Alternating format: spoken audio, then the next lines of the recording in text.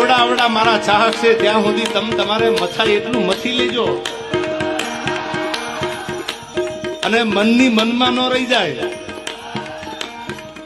હવે મારાથી નથી રહેવાતું.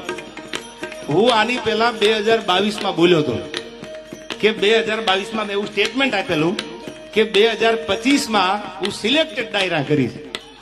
આ ઘા સહન નથી થતા યાર. એટલે ત્યારે બધાને એવું હતું કે એવા તો કયા ઘા છે જે તમે 4-5 દીથી સાંભળો છો.